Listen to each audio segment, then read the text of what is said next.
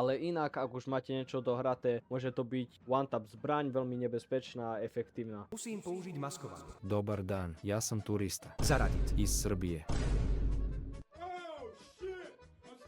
Máte nejaké predmety? Yes. Aké? Čo? Aké? Pardon, vodu. Tak tu máte niečo na ten vzdelávací tip. Čaute všetci, zavolám to Matthew a v dnešnom krátkom videu by som chcel zhrnúť minulý rok v pár vied. Za minulý rok som urobil 23 videí, všetky samozrejme prvotriednej kvality a rôzneho typu, vďaka čomu som získal 79 nových odoberateľov, ktorých tu vítam spolu s novými fanúšikmi, ale aj starými OG fanúšikmi. Čaute! OK, do tohto roka plánujem asi viac šaškovať pred kamerou. Mám už nejaké plány, ale to neznamená, že hry skončili.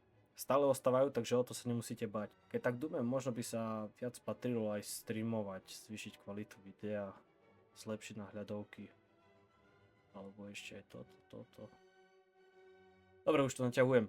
Všetkým vám ďakujem za tento rok. Bez vás by tento kanál neexistoval a nedokázal ani rásť. Aj keď boli zlé chvíle, aj dobré chvíle, nevadí to, lebo ako som už v staršom videu spomenul. A není hamba padnúť, ale postaviť sa. Škoda, že tu nemám stiahnutie, ale budem podpora v cháte. Tak, díky. Oh my peace.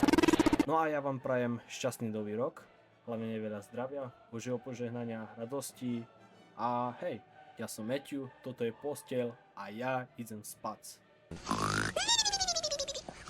Druhý príbeh sa dohráva na stavbe, kde som pracoval pri miešaní betónu. No a klasika, do miešačky sa dáva piesok, kamienky, voda ako Demre v Turecku. Mikuláš bol známy svojou láskavosťou a spravodlivosťou, ale niekedy si nebral servítky pred ústa. Bol to muž, ktorý miloval Boha a ľudí. Ale ak si niekto dovolil útočiť na vieru alebo konať nespravodlivo, Mikuláš nemal žiaden problém ukázať svoju pevnú a rozhodnú stránku. Sebi ruke kriptone, gospodine žuti, ne diraju srpsku zemlju, bolje ti je čuti. Sebi ruke kriptone, gospodine žuti, ne diraju srpsku zemlju, bolje ti je čuti.